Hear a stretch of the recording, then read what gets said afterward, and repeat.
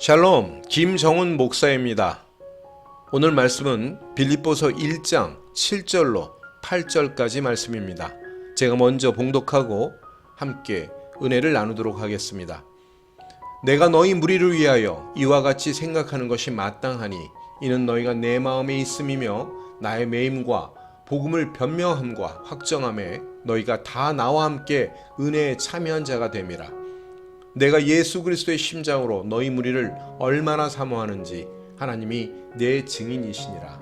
아멘. 바울은 빌립보 교회 교인들과 뜨거운 형제를 나눴습니다. 빌립보 교인들은 변함없이 기도와 물질로 바울을 지원했고 그의 편에 서서 복음 사업에 동참했습니다. 또한 바울은 빌립보 교인들을 늘 생각했고 기도해줬고 그의 마음에 두었습니다. 그리고 그들을 진정으로 사모했습니다. 그것도 그리스도의 심장으로 했다고 말하면서 하나님이 증인이시라는 말을 서슴없이 했습니다. 이것은 바울이 문학적인 표현을 하려고 쓴 말이 아니라 바울에게 있던 끓어오르는 감정이 망설일 것도 없이 나온 것입니다. 이것은 참으로 아름다운 교제입니다. 본래 초대교회 시대는 유대인과 이방인, 남자와 여자, 또 자유인과 노예, 이 사이에 넘을 수 없는 장벽이 견고하게 자리 잡고 있었습니다.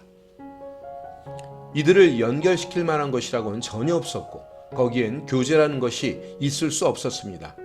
하지만 복음을 통해서 그리스도인들 사이에 교제라는 것이 처음으로 그리고 유일하게 생겨났습니다. 에베소서 4장 5절의 말씀대로 주도 한 분이고 믿음도 하나요 세례도 하나이며 다 그리스도 예수 안에서 하나가 되었습니다. 복음이 모든 것을 간단하게 무시해버렸습니다. 빌립보 교회만 하더라도 여류 사업가와 감옥의 간수, 또 귀신 들렸던 점쟁이, 여종 등등 공통 분모를 찾기 어려운 구성원들로 되어 있었습니다. 그런데 바울은 이들을 향해서 거침없이 나의 사랑하고 사모하는 형제들, 나의 기쁨이요 멸류관인 사랑하는 자들아 라고 부릅니다.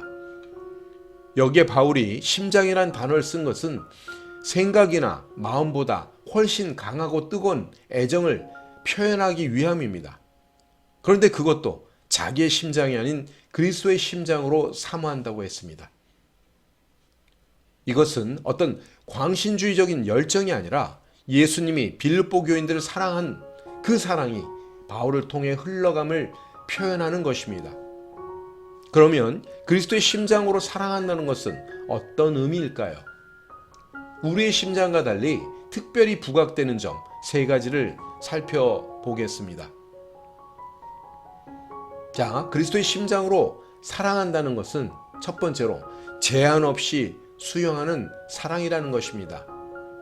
예수 그리스도의 심장은 한없는 용서와 용납, 또 한없는 수용성으로 특정 지어집니다. 예수님은 우리가 죄인이었을 때 우리를 위해 죽으셨습니다. 의인이라고는 하나도 없고 하나님을 찾는 자도 하나도 없었지만 죄인들을 먼저 찾아오셨고 죄인들을 받아주셨습니다. 세리와 죄인들의 친구가 되어주셨습니다. 베드로가 한 형제한테 몇 번이나 용서를 베풀어야 합니까? 7번이요? 라고 질문했을 때 예수님은 그것에 70배를 해주라고 하셨습니다. 그리고 실제로 예수님을 배반한 베드로를 부활하시러 찾아오셔서 먼저 용서해 주시고 그를 다시 써주셨습니다. 한 사람을 490번이나 용서해 주고 또 해주는 것이 바로 그리스도의 심장입니다. 예수님은 가난한 자와 병든 자를 받아주셨지만 그런 자들만 받아주신 것이 아닙니다. 고관 니고데모를 맞아주시면서 구원 진리에 대해서 친절히 답해주셨고 부자인 아리마대 요셉도 받아주셨고 이방인인 로마 백부장을 최고로 칭찬해 주셨습니다. 오늘날로 치자면 좌파, 우파, 노측, 사측 구분하지 않고 다 받아주신 것입니다. 사람들이 예수님을 받아들이지 않는 경우는 있어도 예수님이 특정 계층이나 특정 타입의 사람을 받아주시지 않은 경우는 없습니다. 결국 그리스도의 심장을 가졌다는 것은 자기 취향이나 편견에 갇혀 있거나 특정인에 대한 거부감을 가진 것 없이 받아주는 마음을 말합니다. 따라서 그리스도인들은 수용성을 점점 더 키워가야 합니다. 내 취향과 내 편견 앞에 세워놓은 벽을 하나씩 부숴가야 합니다. 두 번째로 그리스도의 심장으로 사랑한다는 것은 이기적이지 않은 사랑을 말합니다. 예수님이 이 땅에 오신 것은 꼭 그래야 할 의무가 있거나 책임이 있기 때문이 아니었습니다. 또 우리에게 어떤 빚이 있어서도 아닙니다. 오직 우리를 향한 그 사랑 때문입니다. 빌립보서 2장 6절 7절 말씀에 의하면 예수님은 근본적으로 하나님의 본체, 즉 하나님과 같은 분이시지만 오히려 자기를 비워서 사람들과 같이 되셨다고 했습니다. 예수님은 그냥 하늘에 머물러 계셔도 아무 잘못이 없는 분이십니다. 하지만 스스로 자발적으로 순전히 우리를 위해서 제물이 되셨습니다. 죄인들을 위해 희생적인 사랑을 하신 것입니다. 우리도 누군가를 사랑하고 때로는 열광할 때도 있습니다. 하지만 그것은 어디까지나 자기 성향에 맞고 자기 마음에 드는 자기 만족적인 이유 때문입니다. 내 자식, 내 편, 내 것이라는 자기 유익과 관련이 있습니다. 즉, 이기적인 사랑인 셈입니다. 결론적으로 그리스도의 심장을 갖지 않으면 내 심장으로는 이타적인 사랑을 할 수가 없습니다. 세 번째로 그리스도의 심장으로 사랑한다는 것은 뜨거운 온도의 사랑을 말합니다. 심장은 뜨거운 피를 뿜어내는 곳입니다. 그리스도의 심장이란 뜨거운 온도가 강조된 사랑입니다. 마태복음 9장 36절에 보면 예수님이 이스라엘 무리를 보실 때 목자 없는 양과 같이 고생하며 기진한 것을 보시며 불쌍히 여기셨다고 했습니다. 여기에 나오는 불쌍히의 헬라어 어원은 창자를 뜻하는 말인데 이는 예수님이 창자가 끊어지는 것 같은 심정으로 이스라엘을 바라보셨다는 뜻입니다.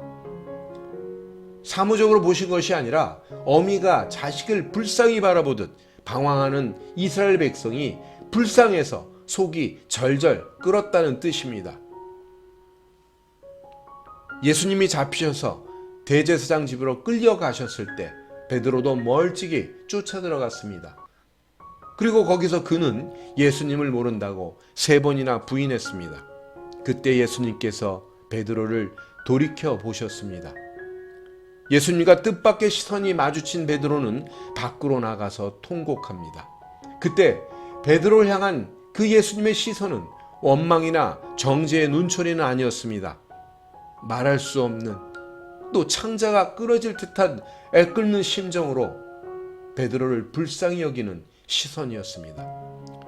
그 눈빛은 베드로의 폐부를 찌르는 것이었기에 그는 더 이상 그 자리에 있을 수 없어서 뛰쳐나간 것입니다. 이렇듯 그리스도의 심장이란 우리 심장에서는 나올 수 없는 온도의 뜨거운 긍휼과 사랑입니다. 자, 그렇다면 이 그리스도의 심장을 어떻게 우리는 가질 수 있을까요? 바울은 여기에 대해서 이제는 내가 산 것이 아니요 오직 내 안에 그리스도께서 사신 것이라고 말합니다. 예수 믿으면 그리스도께서 성령으로 들어오십니다. 그리스도의 심장을 가지고 들어오십니다. 그렇기 때문에 예수 믿는 자 안에는 자기 심장과 그리스도의 심장 2개가 있습니다. 우리는 주 안에서 모든 형제들을 사랑하도록 부름받았습니다. 이것은 우리 심장으로 안 됩니다. 죄인인 우리 심장으로는 지극히 제한적이고 이기적이고 육신적인 사랑밖에 할 수 없습니다. 오직 그리스도의 심장으로야만 가능합니다. 여러분, 그리스도의 심장으로 몇 사람을 사랑해 보셨습니까? 그리스도의 심장으로 하루라도 살아보셨습니까? 도무지 내 성향으로는 결코 받아들일 수 없는 사람, 또 내 계산으로는 절대 사랑할 수 없는 사람들. 하지만 복음의 능력은 그 장벽을 허뭅니다. 십자가의 사랑으로 내 안의 장벽들을 허물고 그리스도의 사랑을 흘려보내야 합니다. 그리스도인들은 따뜻함이 있어야 합니다. 그래서 그리스도의 심장으로 주변을 따뜻하게 만들어줘야 합니다. 그리스도의 심장으로 살려면 그렇게 살기를 소원하고 늘 기도해야 합니다. 그리고 그리스도의 심장으로 사람들을 대하고 사랑하는 실천을 해야 합니다. 오늘 이 시간 한 명이라도 더 그리스도의 심장으로 사랑하고 그래서 천국으로 달려가는 저와 여러분 되시길 주님의 이름으로 축원합니다.